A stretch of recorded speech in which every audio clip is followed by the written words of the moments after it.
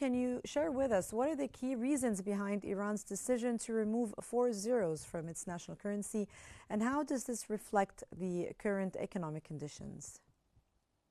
Well, thank you for your question. The reason why they are doing that, they want to give a better prestige to the Iranian currency. The Iranian currency now is the worst currency in the world, and is the worthless currency in the world. It has devalued in the last 47 years since the beginning of revolution, from 70 riyals to $1 to over 1.3 million, 1.3 million riyals. Wow. To exactly, that's the word, wow.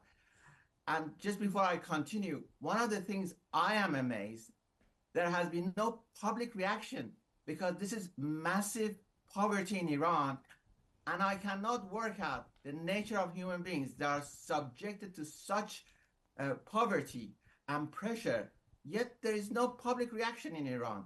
Mm-hmm. In some countries, you get massive reactions, and in some countries like Venezuela also, you get no reaction. There's been none. Yeah. No, it's just I'm baffled by the human nature here. Okay, what practical effects do you think the redenomination have on everyday transactions for Iranian businesses and consumers? Well, if you're a manufacturer, if you're a trader, mm-hmm. you don't know at what price to buy, at what price to sell, because the currency is constantly devaluing. Yes. The reason, yeah, please. And the reason you asked me earlier, what is the source of this? The source of the Iran devaluation is mismanagement. It is not the sanctions. A lot of people blame the sanctions. Okay. But if you look at the Russian economy, it is under sanctions, and usually sanctions have an impact of between 10 to 15% on the economy. There's a one hit. And we've seen that with the Russian rubles. It's just been devalued by like 10%. Mm-hmm. But if you look at the Iranian currency, it is continuous. And that's because of mismanagement. And the source of mismanagement... Sir, may I ask you, in what sense mismanagement? What do you mean by mismanagement? Mismanagement of the economy. Okay. When you don't follow fiscal rules. All right. But if you look at most of the religious systems or communist systems, mm-hmm. When they take over, the first thing they take over is the central bank. And the first thing they do is start printing money, because they don't believe in economy and fiscal rules. They just print money to their followers. And that's what exactly has happened in Iran. Okay. They have something like 8 million dedicated followers, and they have been given false jobs. By false jobs, mean jobs who have no definitions, they're not productive, but they are monthly paid. Then there are the religious organizations who are massively get government grants. Then there are the overseas militias.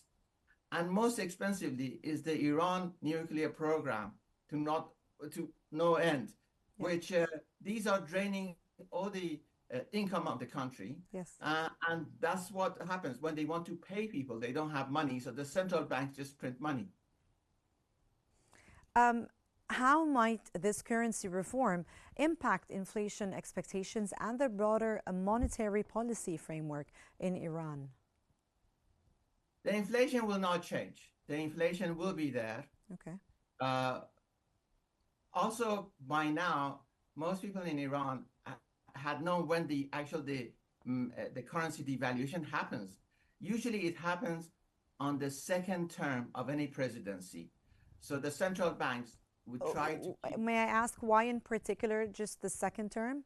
Very good question. Very good question. The reason why, because they want to give the president in his first time some stability. Okay.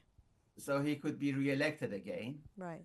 But as there are only two terms limits for president, so usually that's when, and mostly in the middle of it. So people were predicting every time, if you look at the charts, it usually happens. But having said that, in the last couple of years, that has gone out of the window. They can't control the currency at all. Mm-hmm.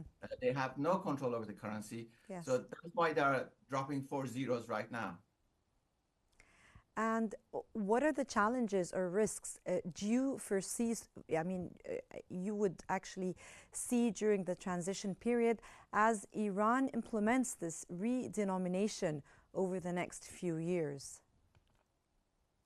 It is mostly to cover up the corruption and the mismanagement of the economy. What I can see is when it comes to prices, the prices of goods would go higher again in terms of just redenomination. There is that usual inflation plus the redenomination. On the other hand, I think the wages would be lowered because then they would use the redenomination as lowering the prices. So ordinary people would get hit twice, once by having lower wages and then paying higher prices for goods. Mm-hmm.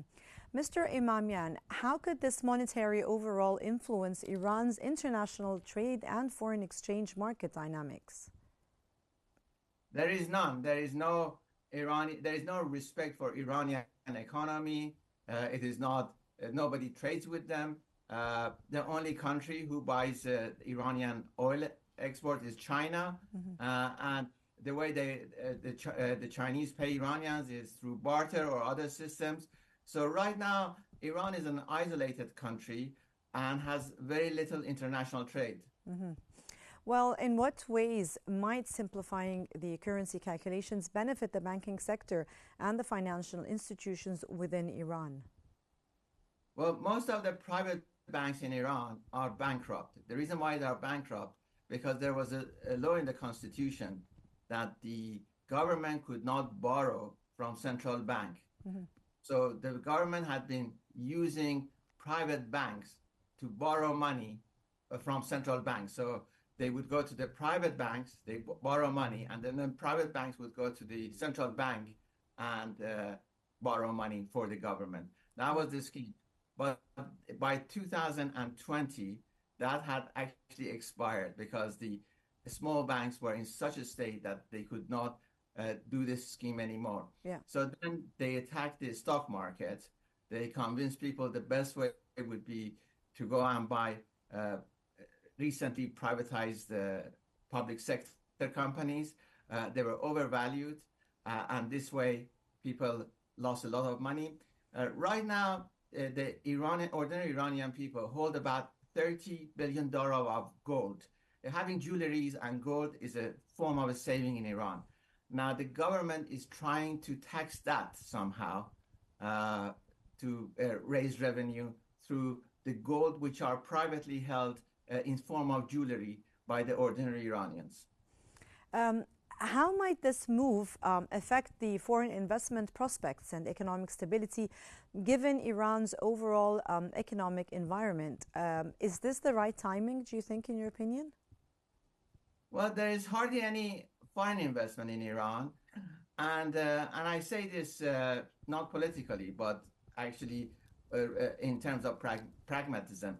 Unless there is a regime change and an overhaul of entire political system and economic system, I don't think that anybody would bother or would risk to invest in Iran.